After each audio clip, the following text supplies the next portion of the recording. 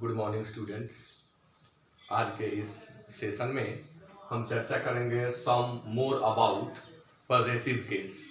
जैसा कि आप लोग जानते हैं, जो रेगुलर देख रहे हैं वो जानते हैं कि अभी हम केस पढ़ा रहे हैं और केस में हम पहले 3 वीडियोस अपलोड कर चुके हैं, नॉमिनेटिव केस, ऑब्जेक्टिव केस का, और पॉजेसिव केस में 2 ठो, और यह तीसरा वीडियो है जिसमें हम बताएंगे सम more about possessive case.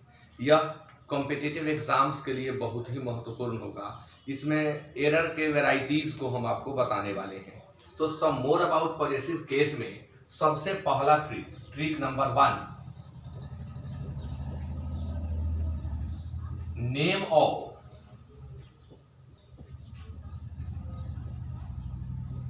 Places और एनिमल्स। अगर स्थानों का नाम या जानवरों का नाम दिया हुआ हो तो इसके साथ अपॉस्ट्रोफी एस का प्रयोग भी सही होगा और ऑफ का प्रयोग भी सही होगा। अपॉस्ट्रोफी एस का प्रयोग भी सही होगा और ऑफ का प्रयोग भी सही होगा। किनके साथ? तो स्थानों के नाम के साथ और जानवरों के नाम के साथ। कई बार विद्यार्थी परेशान होते हैं कि किसका प्रयोग करें। घबराना नहीं है, आप दोनों में से किसी का प्रयोग करें, आपका सेंटेंस बिल्कुल सही होगा। जैसे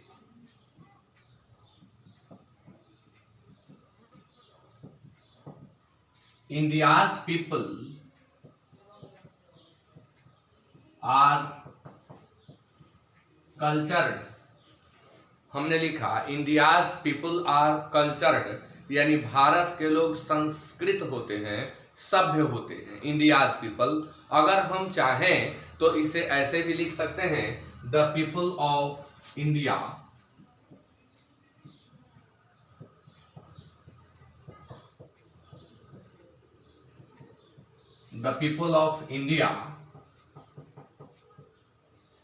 are cultured. The people of India are cultured. भारत के लोग सुसंस्कृत होते हैं, संस्कृत होते हैं या सभ्य होते हैं। तो अपॉस्ट्रोफी एस का प्रयोग भी किया गया, ऑफ का प्रयोग भी किया गया।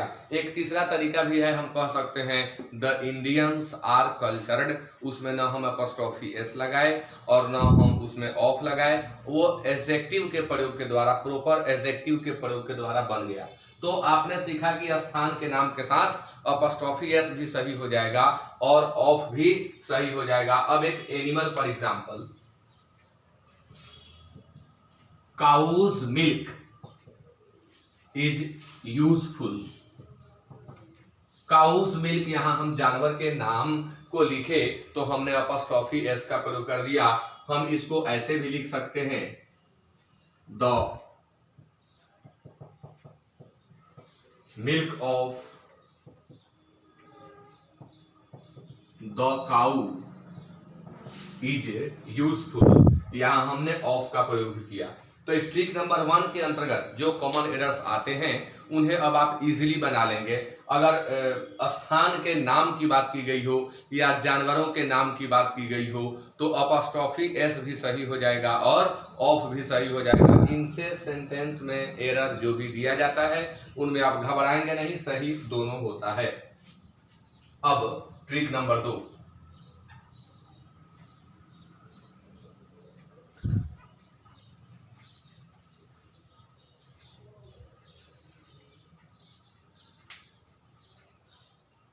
ट्रिक नंबर 2, पब्लिक शब्द के साथ कहीं भी अपॉस्ट्रोफी एस दिखाई पड़े तो यह गलत है। पब्लिक शब्द के साथ कहीं भी अपॉस्ट्रोफी एस दिखाई पड़े तो आप वहीं पर काटेंगे, वहीं पर एरर होता है। कारण यह है कि जब पब्लिक के बाद कोई नाउन आता है तो पब्लिक एडजेक्टिव बन जाता है। आगे हम बताने वाले हैं कि एडजेक्टिव में अपॉस्ट्रोफी एस का प्रयोग नहीं करते हैं। अभी आप जान लीजिए, आगे एग्जांपल देंगे। अपॉस्ट्रोफी एस का प्रयोग एडजेक्टिव में नहीं करते हैं, हम नाउन में करते हैं। और जब पब्लिक शब्द के बाद कोई नाउन आता है तो पब्लिक अर्थ सार्वजनिक हो जाता है और यह एक अपने आप में विशेषण है, एडजेक्टिव है। इसलिए कहीं भी पब्लिक शब्द में अपॉस्ट्रोफी एस दिखाई पड़े तो आप उसको क्रॉस करेंगे, वहीं पर एरर होगा। जैसे there is no public library in my colony. Public library जैसे ही हमने देखा हम इसको काटेंगे, क्योंकि ये कॉन्सेप्ट है, यह एक ट्रिक है कि पब्लिक शब्द के बाद नाउन आए तो आप उसमें अपॉस्ट्रोफी एस का प्रयोग नहीं करेंगे, और यहाँ देख रहे हैं कि किया हुआ है तो पब्लिक। अगर ये सारे ट्रिक आपको याद रहते हैं तो आपका कॉन्सेप्ट इतना स्ट्रांग रहेगा कि आप देखते सेकंड में एरर को डिटेक्ट कर लेंगे और करेक्ट डिटेक्शन होगा आपका। तो इन सब ट्रिक्स को आप समझिए और याद कीजिए, तब जाकर के ये मेरे पढ़ाने का सही मायने में फायदा होगा। अब आपने सीख लिया इसको। अब trick number next, trick number 3। अगर ऋतुओं के नाम के बाद नेम ऑफ सीजन्स के बाद फ्लावर, सीजन या वैकेशन का प्रयोग हुआ हो, ध्यान देंगे, ऋतुओं के नाम के बाद फ्लावर, सीजन या वैकेशन का प्रयोग हुआ हो तो यहाँ ऋतु के नाम के साथ अपॉस्ट्रोफी एस नहीं लगेगा, आप देखते काटेंगे। फिर से समझ लें, ऋतुओं के नाम के बाद अगर फ्लावर, सीजन या वैकेशन में से किसी एक का प्रयोग हुआ हो तो ऋतु के नाम के साथ आप अपॉस्ट्रोफी एस देखते ही काटेंगे, वहीं पर एरर होगा। अगर इन तीनों के अलावे कोई नाउन आ रहा है तो वो करेक्ट होगा, उसे नहीं काटना होता है। जैसे अगर कहीं भी लिखा हुआ है स्प्रिंग्स फ्लावर्स तो यह गलत है, हम ऋतु के नाम के साथ अपॉस्ट्रोफी एस का प्रयोग नहीं करते हैं। अगर लिखा हुआ है समर्स वैकेशन,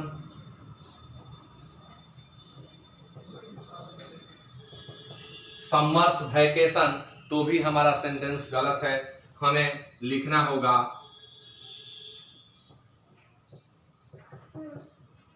समर वैकेशन। अगर लिखा हुआ है विंटर सीजन तो भी हमारा सेंटेंस गलत होगा, हमें लिखना होगा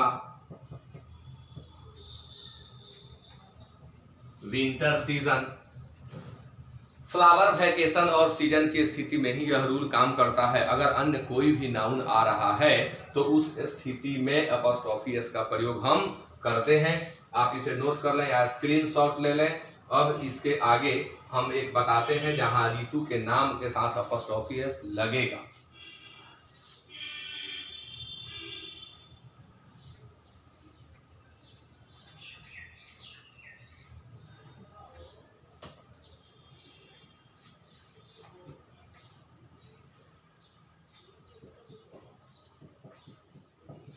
Winters nights are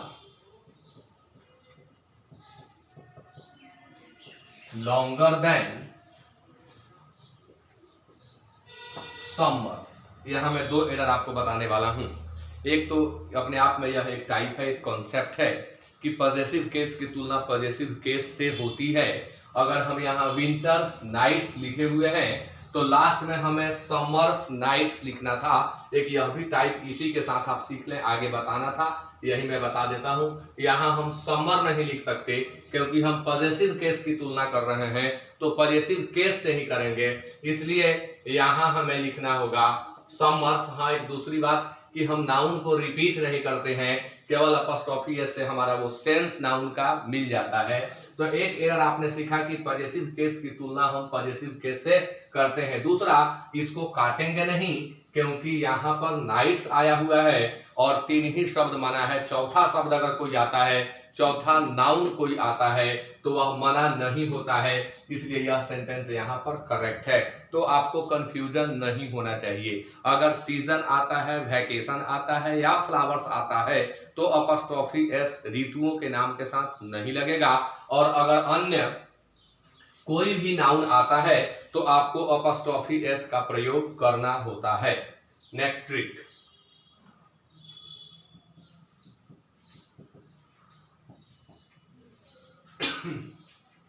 अगर हमें सिंगल पोजेशन या सिंगल रिलेशन को व्यक्त करना हो, अगर हमें सिंगल पोजेशन या सिंगल रिलेशन को व्यक्त करना हो तो हम आवश्यकता के अनुसार या तो अपॉस्ट्रोफी एस का प्रयोग करेंगे या ऑफ का प्रयोग करेंगे। आवश्यकता के अनुसार या तो अपॉस्ट्रोफी एस का प्रयोग करेंगे या ऑफ का प्रयोग करेंगे। कई बार ऐसा देखा जाता है कि अपॉस्ट्रोफी एस भी लगा दिया गया है और ऑफ भी लगा दिया गया है, जो कि गलत होता है, और ऐसा आपके परीक्षा में आएगा क्वेश्चन। जैसे the people of Bihar are intelligent। हमें यहाँ कहना है बिहार के लोग तेज होते हैं, तो द पीपुल ऑफ बिहार ही पर्याप्त था, इसमें हमें अपॉस्ट्रोफी एस लगाने की जरूरत नहीं थी। तो किसी भी सिंगल रिलेशन या सिंगल पोजेशन को व्यक्त करने के लिए जरूरत के अनुसार हम या तो ऑफ का प्रयोग कर लेंगे या अपॉस्ट्रोफी एस का प्रयोग कर लेंगे। अगर दोनों का प्रयोग मिलता है तो आपको काटना है, जैसा कि यहाँ मैंने दिया हुआ है। अब यहाँ एक बात मैं आपको और बताऊंगा कि ऐसा हो सकता है कि ऑफ लगा हुआ है और इसके बाद जो नाउन आया है इसमें अपॉस्ट्रोफी एस हो, तो कब होगा, तो इसका ये कॉन्सेप्ट सीख लीजिए, इसका ये ट्रिक सीख लीजिए, कभी मिस्टेक होगा नहीं आपसे। ऑफ के बाद नाउन में अपॉस्ट्रोफी एस लग सकता है, बशर्ते कि एक और नाउन यहाँ आया हो और इन दोनों के बीच हमें या तो पोजेशन को दर्शाना हो या रिलेशन को दर्शाना हो। जैसे हम कहेंगे the work of India's PM is appreciable। The work of India's PM is appreciable। The work of India's PM is appreciable। आपने देखा यहाँ ऑफ का प्रयोग भी हुआ और आप यहाँ देख रहे हैं अपॉस्ट्रोफी एस का प्रयोग भी हुआ। तो क्यों हुआ? इसलिए हुआ क्योंकि यहाँ एक और नाउन हमें मिल गया और हमें यहाँ कहना है भारत के प्रधानमंत्री का काम, यानी यहाँ रिलेशन और पोजेशन दो पार्ट में आ रहा है। तो अगर रिलेशन या पोजेशन दो पार्ट में आ रहा हो तो अपॉस्ट्रोफी एस भी लगेगा और ऑफ का प्रयोग भी होगा।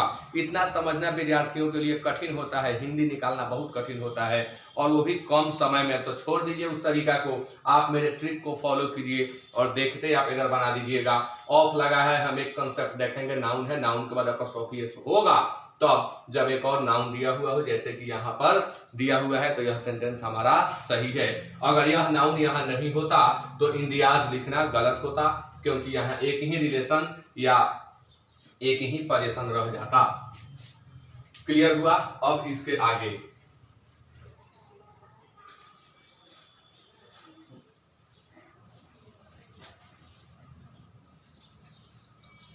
Next trick,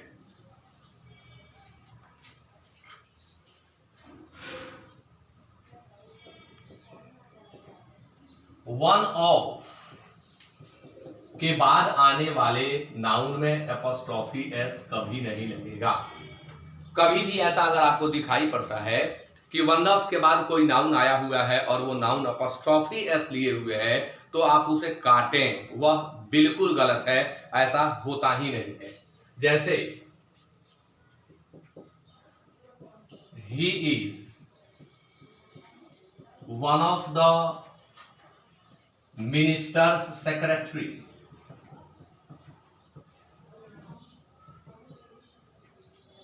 He is one of the minister's secretary. तो आपने यहां देखा कि वन ऑफ आया और वन ऑफ के बाद एक नाउन आया जिसमें अपॉस्ट्रोफी एस लगा है, यानी this part contains the error. इसी पार्ट में एरर है, यही पार्ट एरर को धारण किए हुए है। कहाँ समय लग रहा है, आप देखते एरर को बना सकते हैं। इसलिए मैं कहता हूं कि आप सेकंड में एरर को बना सकते हैं यदि आप मेरे ट्रिक्स को फॉलो करें। कंसेप्ट इतना स्पष्ट हो जाएगा कि आपको समय लगेगा ही नहीं, हिंदी निकालना नहीं पड़ेगा। आप यहाँ देखें कि वन ऑफ के बाद नाउन में अपॉस्ट्रोफी एस गलत होगा और यहाँ आपको वही चीज मिल गया और यही परीक्षा में भी मिलेगा। तो अगर ऐसा मिला तो आप काटिए, वो गलत है। अब रही बात कि अगर यही प्रश्न सेंटेंस इंप्रूवमेंट में आ जाता है, यह प्रश्न तो गलत है। अगर यही चीज सेंटेंस इंप्रूवमेंट में आ जाता है तो कैसे सुधारें? तो सबसे पहले वीडियो में हम बताए थे कि अगर अपॉस्ट्रोफी एस गलत हो जाए तो उसको ऑफ से सुधारा जाता है और ऑफ गलत हो जाए तो अपॉस्ट्रोफी एस से सुधारा जाता है। तो इसका सुधार थोड़ा कठिन होता है। देखिए कैसे बनेगा। इसका सही होगा he is the secretary of one of the ministers. He is the secretary of one of the ministers. अब आप कहेंगे मिनिस्टर्स कहां से आ गया? तो नंबर के रूल के अनुसार वन ऑफ के बाद आने वाले नाउन को हमेशा प्लूरल फॉर्म में लिखा जाता है। वन ऑफ के बाद आने वाले नाउन को हमेशा प्लूरल फॉर्म में रखा जाता है, इसलिए यहाँ वन ऑफ के बाद प्लूरल नाउन आया हुआ है। तो अब आप इस तरह के एरर को भी आसानी से बना सकते हैं। अब पॉजेसिव केस को दो पार्ट में बांट करके और एक टाइप का एरर आता है जिसे मैं आपको समझा देता हूं। इसको दो पार्ट में बांटा जाता है जो पहले वीडियो में भी हम बताए थे। एक होता है पॉजेसिव एडजेक्टिव और इसका दूसरा होता है पॉजेसिव प्रोनाउन। हालांकि इसकी चर्चा अलग करनी होगी, पॉजेसिव एडजेक्टिव का बिल्कुल अलग और पॉजेसिव प्रोनाउन का बिल्कुल अलग, लेकिन इसमें कुछ क्वेश्चंस कभी कभी दे दिए जाते हैं, उन्हें क्लियर करने के लिए मैं ये दे रहा हूं। तो पॉजेसिव एडजेक्टिव माई है, जो अर्थ माई का होता है वही सेम अर्थ होता है माइन का। तो माई का प्लूरल आवर होता है, इसी तरह से माइन का प्लूरल भी आवर्स होता है। यहाँ योर होता है तो यहाँ योर्स होता है। हिज दोनों में समान रूप से होता है। यहाँ हर होता है तो यहाँ हर्ष होता है। यहाँ इट्स होता है, यहाँ यह रूप नहीं होता है। और यहाँ दियर होता है, THEIR दियर, और यहाँ होता है दियर्स, THERE देयर पढ़ते हैं, वो एडवर्ब है। THEIR पॉजेसिव एडजेक्टिव है। अब इनसे एरर कैसे आएंगे या कॉन्सेप्ट के लिए ये जानना जरूरी था। दोनों के अर्थ की बात करें तो कोई अंतर नहीं। अगर देयर का हिंदी उन लोगों का होता है तो देयर्स का हिंदी भी होता है उन लोगों का। अगर हम योर मतलब तुम्हारा या आपका कहें तो योर्स का भी अर्थ होता है तुम्हारा या आपका। माई मीन्स मेरा मेरी, तो माइन मीन्स भी मेरा और मेरी। तो कई बार विद्यार्थियों को थोड़ी परेशानी होती है, अर्थ सेम है, प्रयोग कहाँ करें। बहुत आसान ट्रिक है।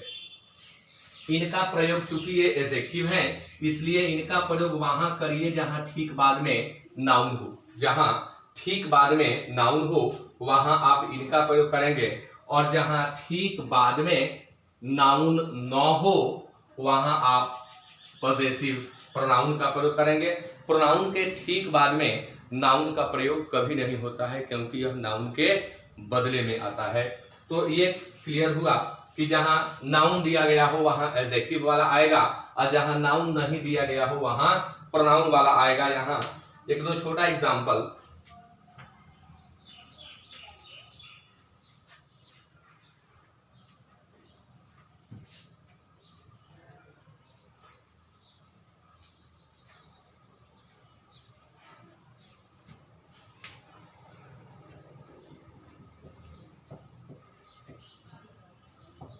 Mine house is nearer than your. यह सेंटेंस पूर्णतः गलत है, दो जगह गलत है। हमने लिखा कि mine house is nearer than your. यहां तुरंत बाद हम देख रहे हैं कि एक नाउन लगा हुआ है, तो जब तुरंत बाद नाउन लगा हुआ है तो हमें माइन के जगह माई का प्रयोग करना था। तो my house is nearer than, और यहां योर लगा हुआ है जो कि गलत है, योर्स होगा क्योंकि इसके बाद नाउन नहीं है। तो ऐसा क्वेश्चन आता है परीक्षा में, इतना हल्का नहीं आता है, लेकिन ये वाला पार्ट आता है केस के अंतर्गत। अगर अकेले वाक्य के अंत में या शुरू में भी दिया हुआ हो और अकेले हो, यानी उसके बाद नाउन नहीं दिया गया हो, तो आपको उसे प्रोनाउन फॉर्म में बदलना होगा। एक बार क्वेश्चन आया था, our is the only school that provides this course. यह बहुत पहले बैंक क्लर्क में आ चुका है, बहुत पहले आया है, लेकिन यह बैंक क्लर्क में आ चुका है। अब यहाँ सब्जेक्ट के जगह पर हम आवर देख रहे हैं, वाक्य के प्रारंभ में हम आवर को देख रहे हैं और आवर के ठीक बाद नाउन है नहीं। तो यहाँ लोग कई बार फेर में पड़ जाते हैं या जूनियर क्लास में उन्हें बकाया नहीं जाता है कि हम यहाँ पर भी आवर्स लिख सकते हैं, क्योंकि यहाँ बाद में जो शब्द है वो वर्ब है, वो नाउन है नहीं। और जब नाउन नहीं है तो आवर, योर, हर हम लिख ही नहीं सकते हैं। आवर के बदले हमें आवर्स लिखना होगा, योर के बदले हमें योर्स लिखना होगा, हर के बदले हमें हर्स लिखना होगा, माई के बदले हमें माइन लिखना होगा, इस तरह से। अब इसी के अंतर्गत एक दो ट्रिक हम आपको पढ़ाएंगे। ये जो पॉजेसिव एडजेक्टिव होते हैं या जो पॉजेसिव प्रोनाउन होते हैं, इनके साथ अपॉस्ट्रोफी का प्रयोग नहीं करना है, इनके साथ अपॉस्ट्रोफी एस का प्रयोग नहीं करना है।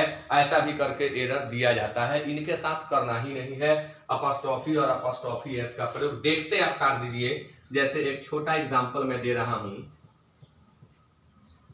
योर्स ट्रूली, यह बिल्कुल गलत है, आपका विश्वसनीय है, ऐसे हम लिख ही नहीं सकते। हमें लिखना होगा अगर, तो हम योर्स ट्रूली लिखेंगे, न हम अपॉस्ट्रोफी एस लगाएंगे। अगर इसे हम ऐसे भी लिख देते हैं योर्स ट्रूली, तो भी हमारा सेंटेंस गलत हो जाता है। इनके साथ न अपॉस्ट्रोफी एस का प्रयोग करना है, इनके साथ न अपॉस्ट्रोफी का प्रयोग करना है, हमें इन्हें प्रोनाउन के फॉर्म में लिख देना है। तो इस चीज को आप सीख लिए। अब एक ट्रिक इसमें हम और बताएंगे।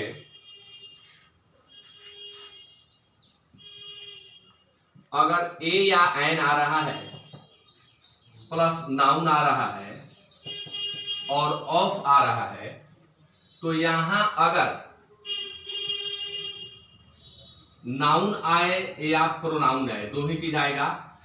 यहां अगर नाउन कोई आएगा तो उस नाउन में हम अपॉस्ट्रोफी एस का प्रयोग करेंगे, और यहां अगर प्रोनाउन आएगा तो उसे हम पॉजेसिव फॉर्म वाले प्रोनाउन में लिखेंगे, यानी पॉजेसिव प्रोनाउन कर देंगे।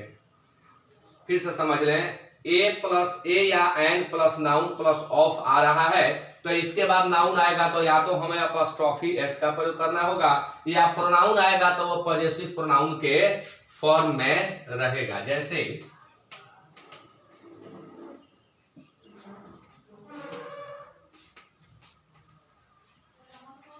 ए friend of me lives in England. A friend of me lives in England. कुछ लोगों को यह सही लगता है, क्योंकि सामान्यतः हम यह याद करते हैं कि प्रेपोजिशन के बाद ऑब्जेक्टिव केस, और वो यहाँ सही लग जाता है। लेकिन एक और कॉन्सेप्ट है जिसे आप अपने दिमाग में रखें कि ए लगा, नाउन लगा, ऑफ लगा, और इस पैटर्न में अगर हम चल रहे हैं, देखिए यहाँ ए है, नाउन है, ऑफ है, तो इसके बाद अगर नाउन आ रहा है तो उसमें अपॉस्ट्रोफी एस लगाना है, और अगर प्रोनाउन आ रहा है तो पॉजेसिव प्रोनाउन के फॉर्म में रख देना है। तो यह मी जो है यह प्रोनाउन है, ऑब्जेक्टिव केस है, यह यहाँ गलत है, और यहाँ हमें रखना होगा माइन। ऐसा ही एक नाउन पर एग्जांपल लीजिए, ए friend of Mayank helped me. प्रायः लोगों को यह वाक्य सही लगेगा, लेकिन यह गलत है। आप ट्रिक से मिला के देख लें। ए एन आ गया, एक नाउन आ गया, ऑफ आ गया। तो ऑफ आ गया तो अब जो नाउन आ रहा है उस नाउन में हमें अपॉस्ट्रोफी एस लगाना होगा। तो यह मयंक जो है इसमें हमें अपॉस्ट्रोफी एस का प्रयोग करना होगा। तो इस तरह से हाँ, अभी एक ट्रिक और पढ़ना है इसमें, इसके अंतर्गत अभी एक ट्रिक और पढ़ना है आपको।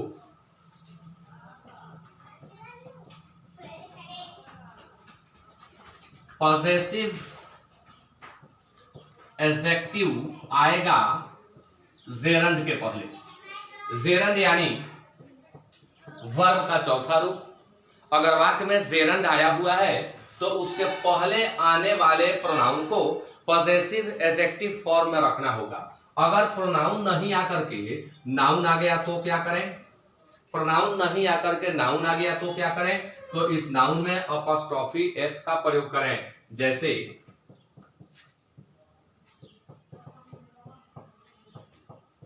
I like your daughter